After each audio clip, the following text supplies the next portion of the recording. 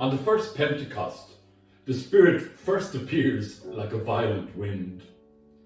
As tributes poured in and out for the amazing Tina Turner, who died this week, I was awakened to one commentator describing Tina Turner performing as like a mini hurricane.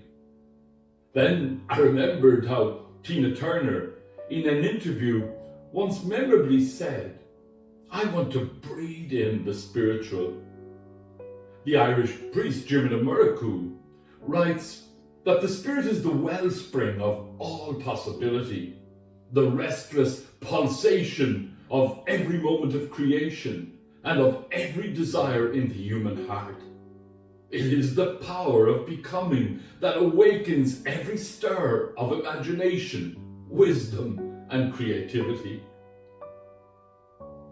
Emma Martin is a dancer, and she reasons that I do think that there's something in dance that can lift our chest and that art in general can expand our hearts. At the Dublin Dance Festival, Emma's entry, King's Shrine, is a kind of a love letter to the heart and soul, a celebration of humanity and the idea of kingliness in all of us. Emma tells the world that she loves lighting candles. If a friend has a baby, I'd light a candle. It just feels like the right thing to do. Interestingly, Emma adds, "I'm not a religious person, but I do really love going into churches and lighting a candle and just having a moment." Furthermore, Emma says, "I saw a quote about shrine wax in grottos and how there's a build-up of wax over the years.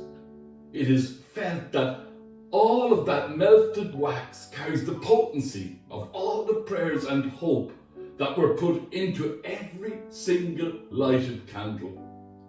Musician Jerry Fish, founding member of band An Emotional Fish, in a recent interview described worrying as praying for what you don't want.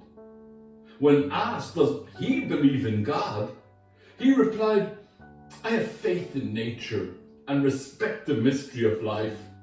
We don't know everything. The universe is a very big place."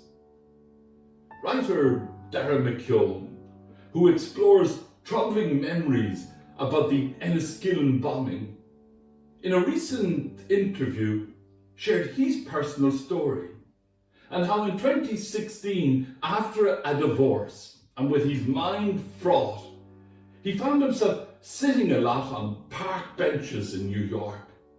He described himself as exceptionally lonely.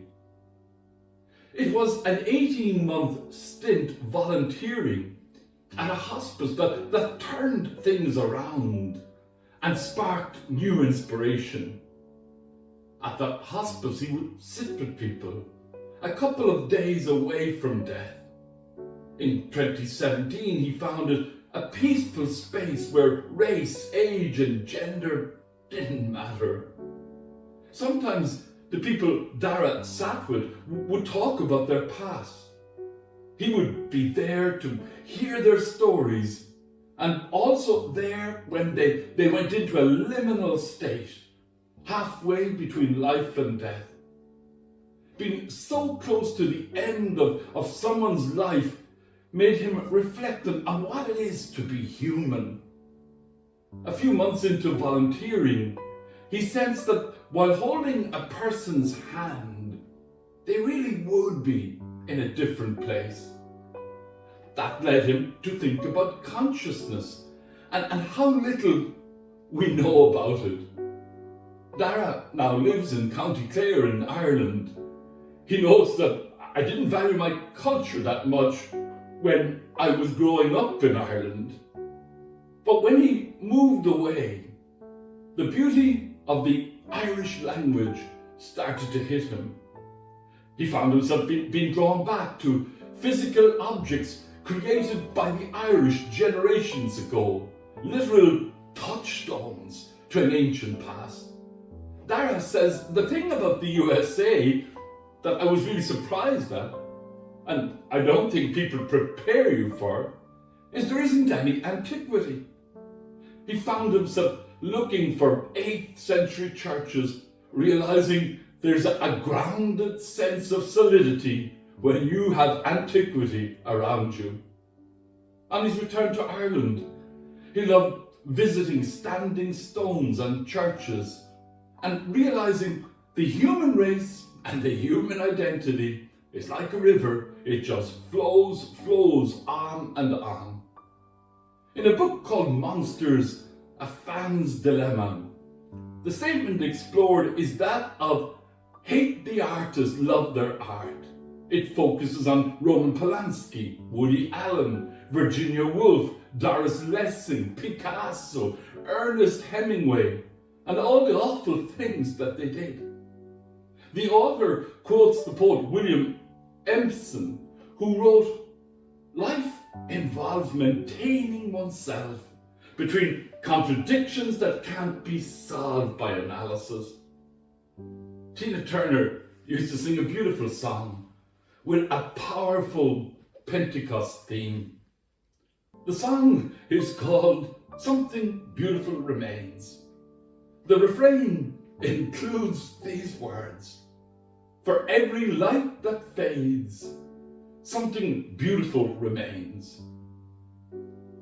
Saint Augustine saw the totality of creation as a huge sponge immersed in a boundless sea, each tiny particle of it saturated with the ocean of the Spirit. In scripture and storytelling, we see how the Pentecost Spirit lives in song, dance, volunteering, forgiveness, words, languages, churches, candles, antiquity, and contradictions. Amen.